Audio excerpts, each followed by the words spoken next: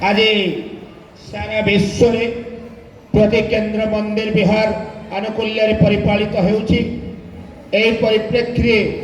कंटाबांजी सत्संग विहार आनुकूल्य आयोजित परमाराध्य जगज्जननी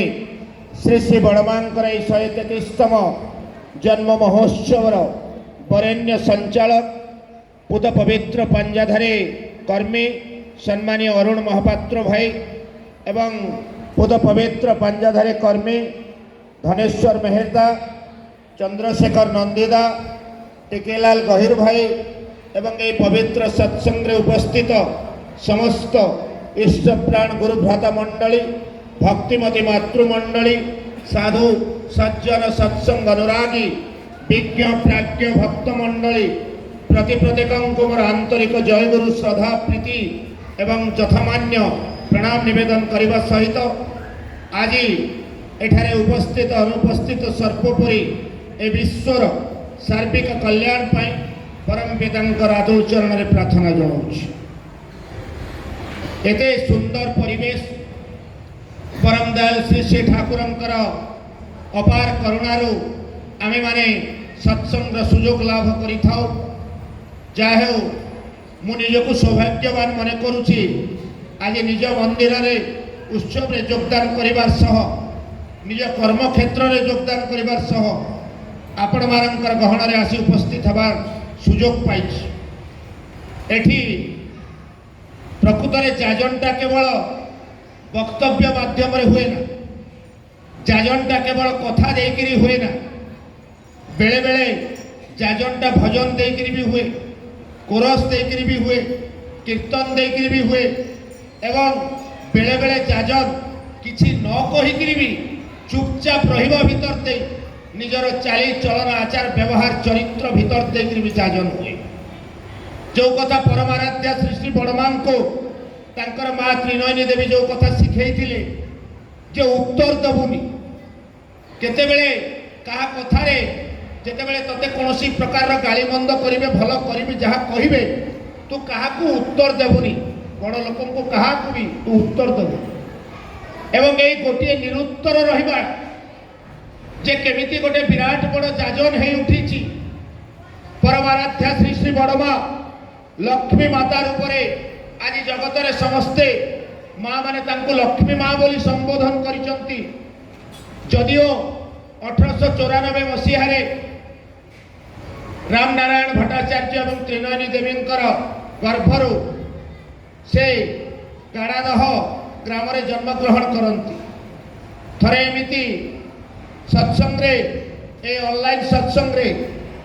साधारणतः तांकर जे पिता रामचरण भट्टाचार्य रामनारायण भट्टाचार्य तांकर घर होची धोपादह एवं बेले बेले आमर सत्संगी भाई माँ माने भी कन्फ्यूजन रे पड़ी जानती जे तांकर जन्मस्थान टा कोठी। एमिति ए ऑनलाइन सत्संग रे समस्त जतले कहिले ए दुईटी कन्फ्यूजन एवं मते से कन्फ्यूजन क्लियर करिवार दायित्व दिया जाइथिला। तो मु कहली जे धोपादह होची ठाकुर मांकर जो पितांकर घर होची धोपादह किंतु माँ जेतेबेले जन्म हेले से तांको मामू घरे थिले आ तांको मामू घरटा होची गाड़ादह। तेणु से जेतेबेले जो दिन से जन्म हेबे आपण माने अनेक थर सुनी भी थिबे त्रिनयनी देवी भोर रु गोटे स्वप्न देखुचंती जे जगत जननी श्री श्री बड़मांकर जननी त्रिनयनी देवी गोटे स्वप्न देखुचंती भोर बेला आ से तांकर जननी हरसुंदरी देवी को जाइकि कहउचंती माँ मु आज भोर बेला गोटे स्वप्न देखिली। कौन स्वप्न देखिलु माँ ना स्वयं लक्ष्मी माँ आसन उठी आसी मो भितर प्रवेश करुचंती। माँ कहउचंती भोर बेलार स्वप्नटा सत हुए तू एक कथा आउ कहा पाखरे प्रकाश करिबु नाही आउ से कथा से कहा पाखरे प्रकाश करंतु बा न करंतु आज सारा जगत रे से प्रकाशित हो गले जे जे लक्ष्मी माँ स्वयं तांको आसनरु आसिकरी त्रिनयनी देवी मांकर गर्भरे से जेतेबेले प्रवेश करथिले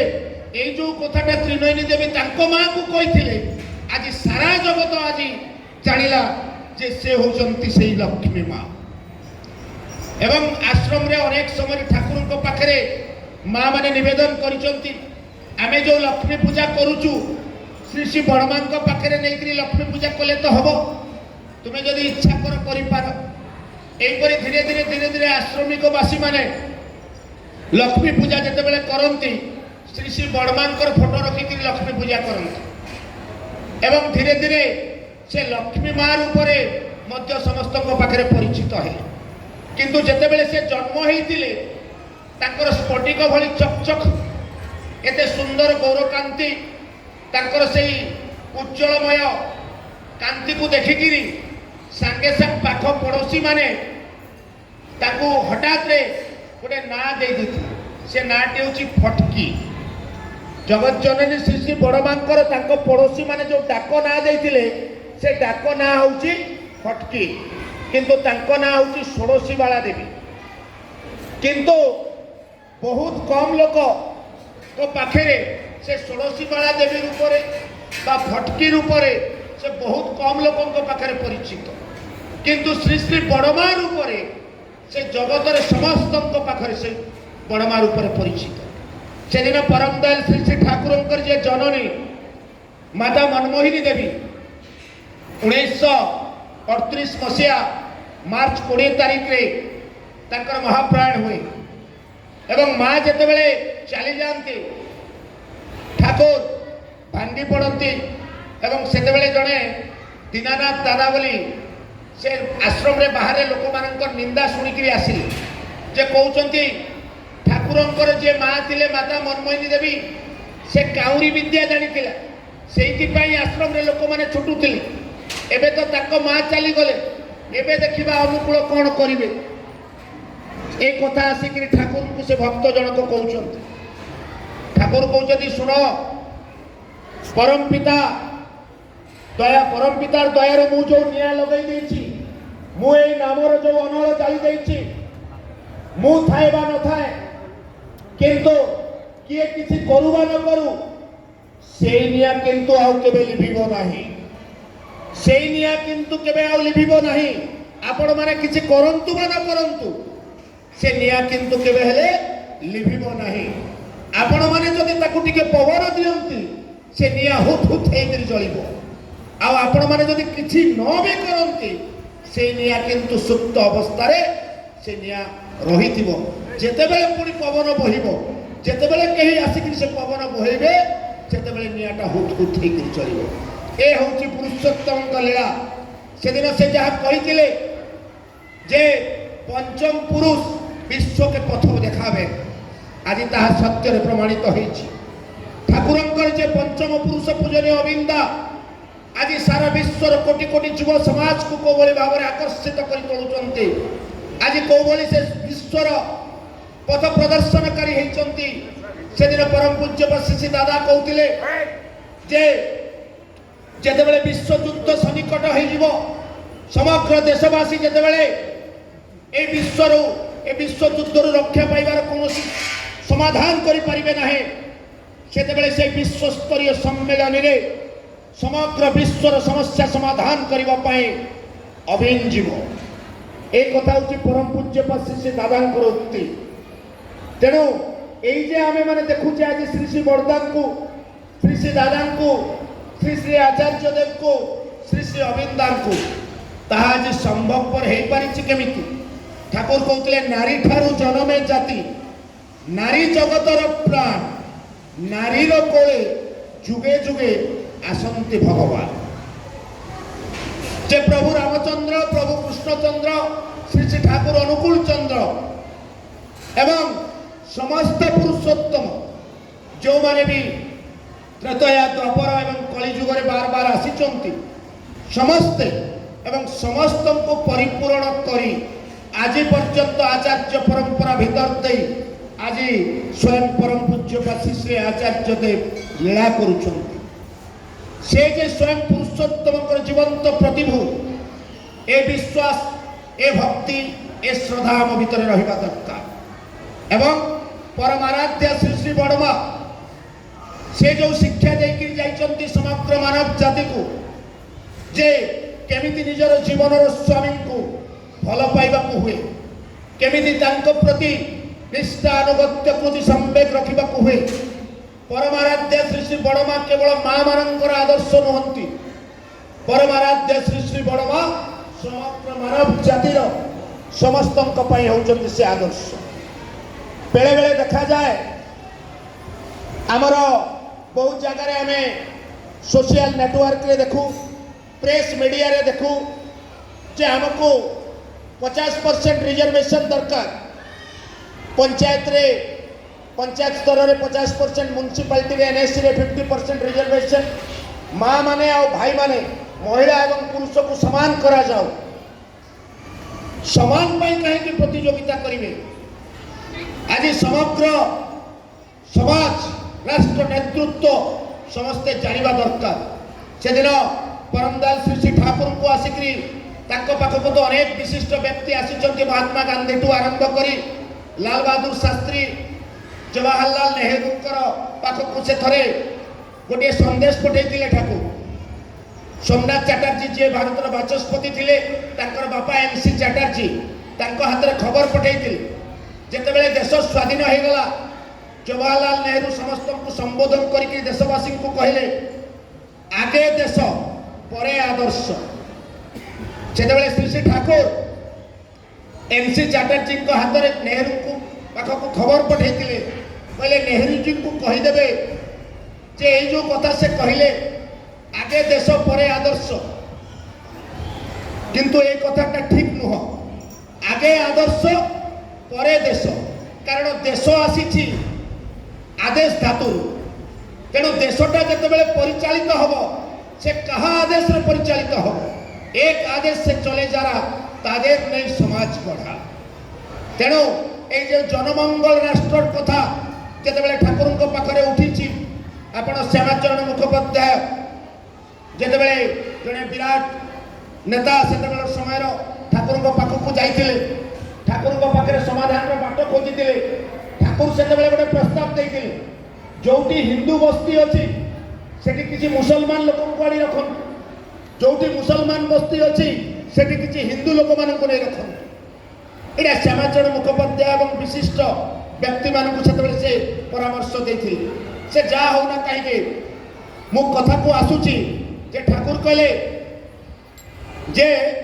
आमे माने देश जाति राष्ट्र कथा चिंता करूछु आमे माने आज विभिन्न समस्यार कथा चिंता करूछु केमिति बेकारी समस्या दूरीकरण हबो केमिति दारिद्र्य समस्या दूरीकरण हबो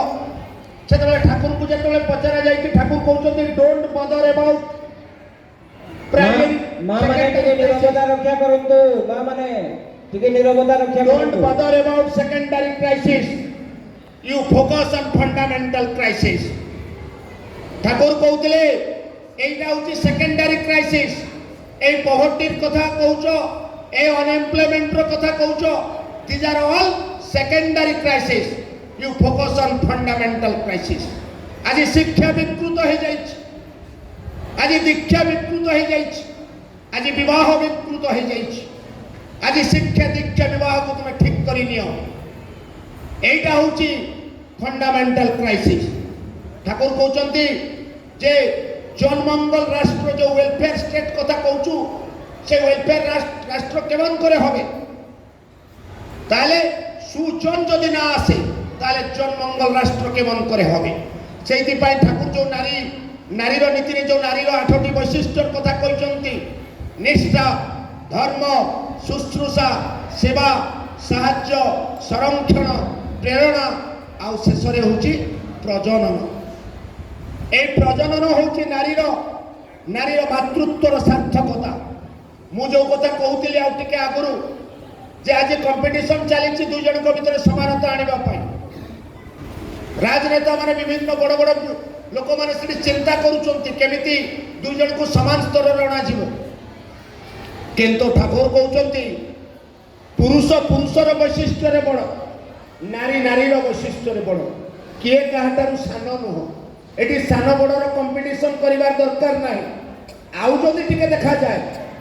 ठाकुर कहते आउ टिके जदि तळेकरी देखा जाए ताहले मां ठारु किए केबे कोन बड़ हेई पारे समग्र नारी जातिटा जदि मां होय प्रत्येक नारी जदि मोर मार स्वरूप हेउतंती मां ठारु संतान केबे कोन बड़ हेई पारे संतान जेते बड़ हेई जाउ ना कहीं से माँ ठारू बड़ नुहे से तो ठाकुर नारीर नीतिर प्रथम रे कहले जो कथाटा से तांकर पुत्री साधना दीदी तांको उद्देश्य से आशीर्वाद करथिले तांकर जन्मदिन जे झियो मोर तुमर सेवा तुमर चलिबा तुमर चिंता तुमर कहिबा पुरुष जनसाधारण भितर जेपरी एपरी गोटे भावर सृष्टि करे जो से अवनतमस्तक नदजानु हुई शास्त्रम नभे भक्तिगत गद कंठरे माँ मोर जननी मोर कही मुग्ध हुंती बुद्ध हुंती तृप्त हुंती उदार्थ हुंती तेबे ही तुम्हें नारी तेबे ही तुम्हें सती तेणु এই কথাটা কিন্তু নারী নীতিরে যেতে বাণী আছে এই যে 8টি বৈশিষ্ট্যর কথা কହୁଥିଲି এই সবু পরমারাধ্য শ্রী শ্রী বড়মাঙ্ক ভিতরে দেখা যায় অনেক কথা আছে তবে শ্রী শ্রী বড়মাঙ্কর আজি যে আবির্ভাব দিবস আপন মানে মাতৃ সম্মেলনী করুচନ୍ତି অনেক কথা মাঙ্ক বিষয়ে আলোচনা হଉଛି সেদিন মাতৃ সম্মেলনী হব এবং মাଙ୍କୁ নিমন্ত্রণ করিবা পাই মা মানে কিছু কলি ठाकुर पाखे नवेदन कल जे आम मातृ सम्मेलन करुचु आओ श्री श्री बड़मा टिके से मातृ सम्मेलन को जीवाई आम प्रार्थना जनाऊँ आगे नहीं आगे जाकर बड़मा को कहले बड़मा कहले मु तो जापारि ना आपण ठाकुर को जाकर पचारतु ठाकुर अनुमति नहीं एवं आप पूजनीय अभिनेता को आणवे कि पूजनीय बिल्किदा को आणवे कि ठाकुर परिवार जी आसवे आचार्य देवकर बिना अनुमति कहीं आसवे ना ठीक से श्री श्री बड़मा कहले आप ठाकुर पाखक जाते ठाकुर पाखक जो जाकर माँ मान नवेदन कले कहले जदि तार जदि स्वीकृति थाए ताले मोर आशीर्वाद अच्छी से जापे तापर जाकर माँ को जनइले माँ कहले हो मुझे आमे मैंने देखिथे सत्संग जो आरंभ हुए सत्संग पर केते आसती मातृ सम्मेलन होची माँ मैंने विलंबर भी आसती किए केते सुविधा असुविधा अनुजाई आसती किंतु श्री श्री बड़मा ये जो माँ मैंने जाइए निमंत्रण करने मातृ सम्मेलन की मातृ सम्मेलन आरंभ होबार किसी समय पूर्वर आसिक श्री श्री बड़मा पहुँचले समस्ते आश्चर्य हो गले बड़मा आसिक पहुँची गले बड़मा से उपस्थित हेले मातृ सम्मेलन उपस्थित मातृ सम्मेलन है आ मातृ सम्मेलन सरीबा 15 मिनिट बाकी अच्छी श्री श्री बड़मा जीवाई बाहर माँ मैंने आश्चर्य हो गले मातृ सम्मेलन सरीनी कौन असुविधा है काले कौन आम भूल हो गला बड़मा कौन जीवाई बाहर ले बड़मा को जाकि नवेदन कर बड़मा कहले किसी व्यस्त हबार आवश्यक नहीं मते मोर धर्म परिपालन करने को दिंतु मु तुम निमंत्रण रक्षा कली तुम्हें मैंने जाकर जो निमंत्रण कल तुम निमंत्रण रे श्री श्री ठाकुर अनुमति रे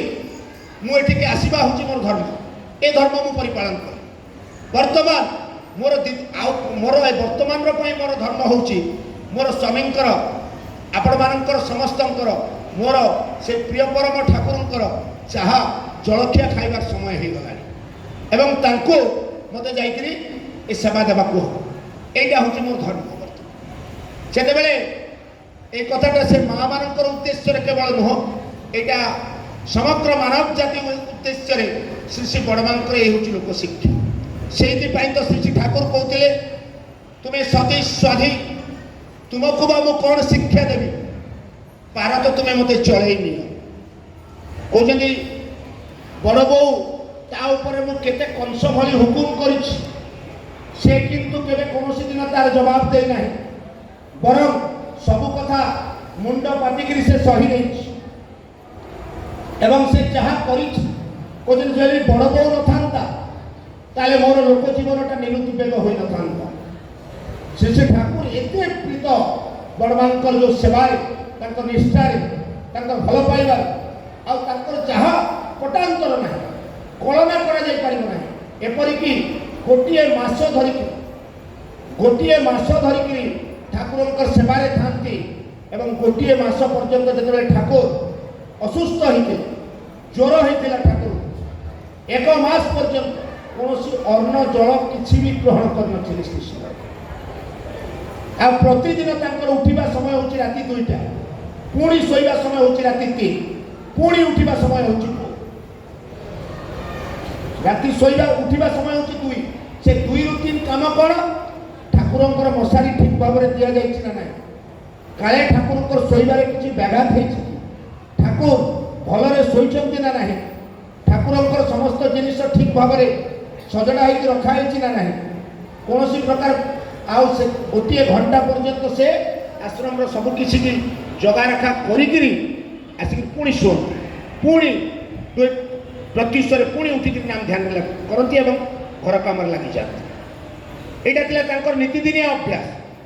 ଏବଂ ଶ୍ରୀ ଶ୍ରୀ ବର୍ମା ଯେତେବେଳେ ମାଙ୍କର ମାତା ମନମୋହିନୀ ଦେବୀଙ୍କର ଦେହାନ୍ତ ହୋଇଯାଇଛି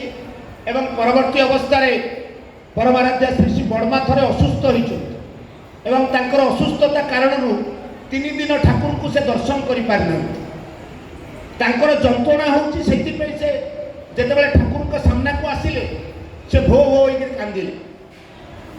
ଠାକୁର ତାଙ୍କର କାନ୍ଦ ଦେଖିକି ଟିକେ ବ୍ୟତିବ୍ୟସ୍ତ ହୋଇଗଲେ। ପଚାରିଲେ, ବଡ଼ମା, ବଡ଼ ବୋଉ ତୁମେ କାନ୍ଦୁଛ କାହିଁକି? ସେତେବେଳେ ବଡ଼ମା କିଛି କହିଲେନି। ବଡ଼ମା କହୁଛନ୍ତି, 3 ଦିନ ହେଲା ମୁଁ ଆପଣଙ୍କର ଦର୍ଶନ କରିପାରିନାହିଁ। ତାଙ୍କର ଯେ ଯନ୍ତ୍ରଣା ହେଉଛି, କଷ୍ଟ ହେଉଛି, ସେଇଥିପାଇଁ ସେ କାନ୍ଦୁନାହାନ୍ତି। ତାଙ୍କର କାନ୍ଦିବାର ଉଦ୍ଦେଶ୍ୟ 3 ଦିନ ମୁଁ ପ୍ରଭୁଙ୍କର ସେବାରୁ ବିରତ ହେଲି, 3 ଦିନ ମୁଁ ତାଙ୍କୁ ଦର୍ଶନ କରିପାରିଲି ନାହିଁ, ସେଇଥିପାଇଁ ସେ କାନ୍ଦୁଛୁ। ଶ୍ରୀ ଶ୍ରୀ ଠାକୁର କହୁଛନ୍ତି, ଦେଖନ୍ତୁ, ଦେଖ ବଡ଼ ବୋଉ,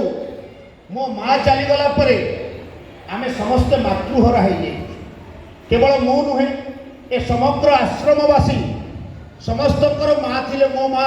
ସମସ୍ତଙ୍କର ମା ଥିଲେ। ମାତା ମନମୋହିନୀ ଦେବୀ ଆଶ୍ରମର ସବୁ ଦାୟିତ୍ୱ ନେଉଥିଲେ। ସେ ସତ୍ସଙ୍ଗର ହେଉଛନ୍ତି ପ୍ରଥମ ସଭାପତି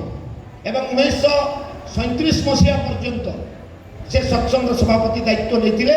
ଏବଂ ତାଙ୍କର ମହାପ୍ରାଣ ହେବାର ମାତ୍ର 6 ମାସ ପୂର୍ବରୁ ସେ ସଭାପତି ପଦରୁ ଇସ୍ତଫା ଦେଇଥିଲେ ମାତା ମନମୋହିନୀ ଦେବୀ। ଏତେ ଦିନ ଧରିକରି ସେ ସଭାପତିର ଦାୟିତ୍ୱ ତୁଲେଇଥିଲେ ଏବଂ ସତ୍ସଙ୍ଗର ଆଶ୍ରମର ସମସ୍ତ ଦାୟିତ୍ୱ ବହନ କରିଥିଲେ ମାତା ମନମୋହିନୀ ଦେବୀ। ସେଇଥିପାଇଁ ତ ମହାତ୍ମା ଗାନ୍ଧୀ କହିଥିଲେ, I have never seen such a master lady। Mahatma Gandhi ଯୋଉଟା କ୍ୱୋଟ୍ କରିକି ଲେଖିଥିଲେ,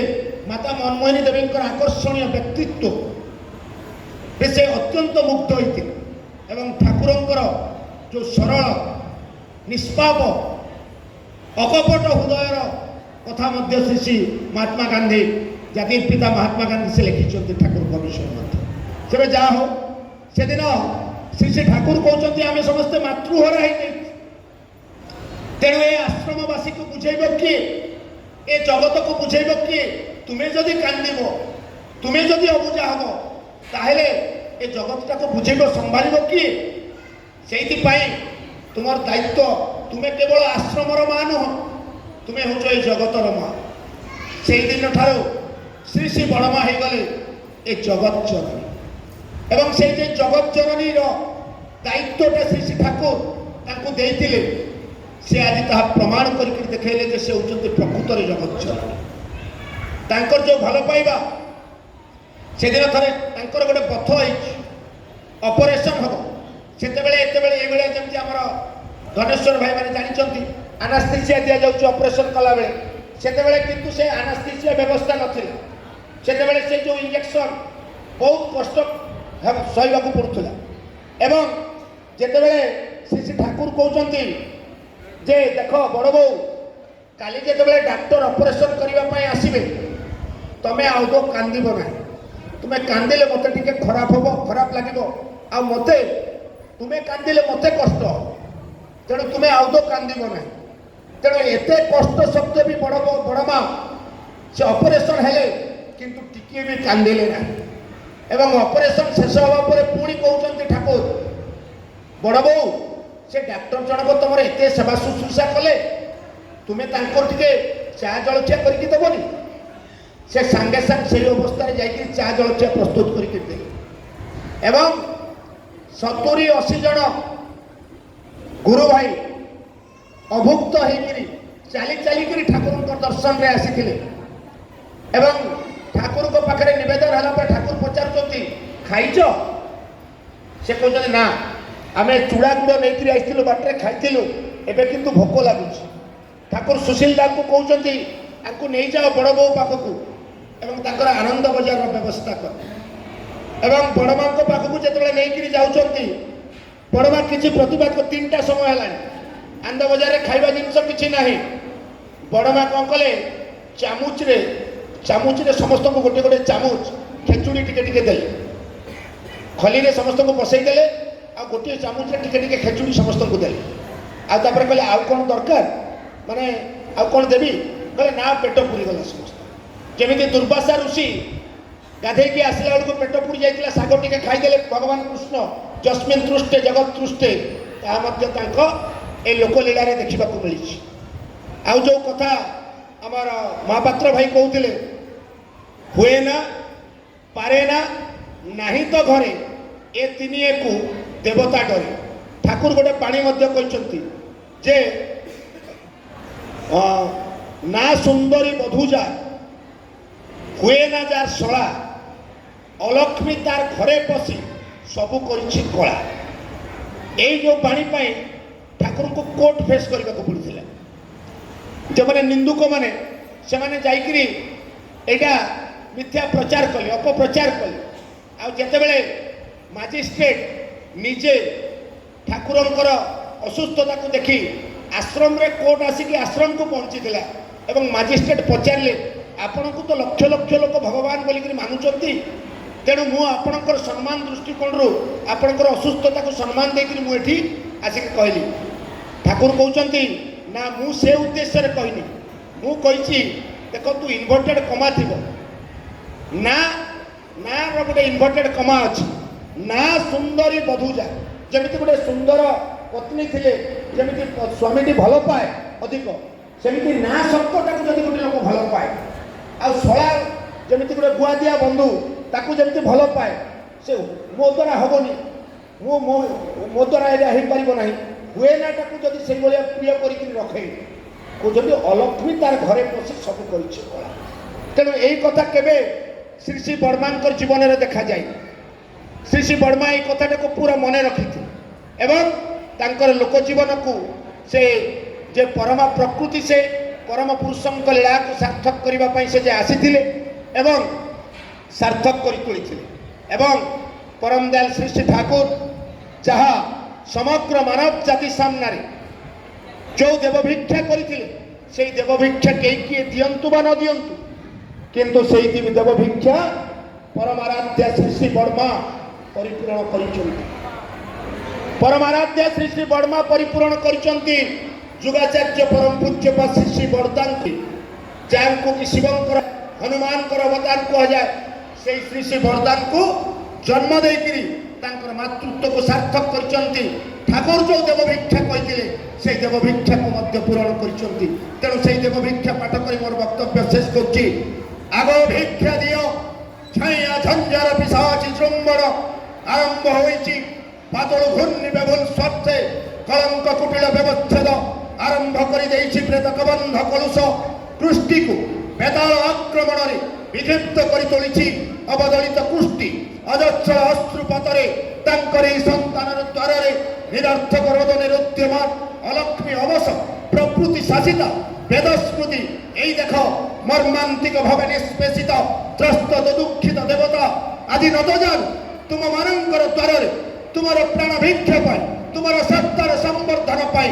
ব্যাকুল হয়ে ইতস্তত হয়ে ঘুরি বুলুছন্তি। কে অছ এপরি দরদি আর্য আত্মজ সন্তান,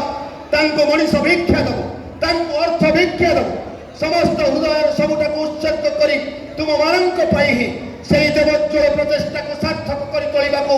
যদি থাও কিয়ে দুধি ধুরন্ধর আস উৎসর্গ কর, আত্মাহুতি দিও। জীবনের নিষ্কাশিত সংগতি যা কিছু দেই নিজকে বঞ্চ, মଣିষকে বঞ্চ, কৃষ্টিকে বঞ্চ, ଆଉ ବଞ୍ଚାଅ ଦୁର୍ଦ୍ଦଶା ଦଳିତ ମହାସ୍ତନ୍ୟ ଦାୟିନୀ ପରମ ପବିତ୍ର ଭିକାରୁଣୀ ମାତା ଭାରତ ବର୍ଷକୁ ଧନ୍ୟ ହୋ, ନନ୍ଦିତ ହୋ।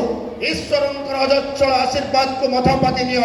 ଶାନ୍ତ ହୁଅ, ଶାନ୍ତି ଦିଅ। ଅସ୍ଥି ଓ ବିଧାନକୁ ଅନନ୍ତ ପଥରେ ଅବାଧ କରି ରଖ। ଓಂ ସ୍ୱସ୍ତି ସ୍ୱସ୍ତି ସ୍ୱସ୍ତି। ଜୟ।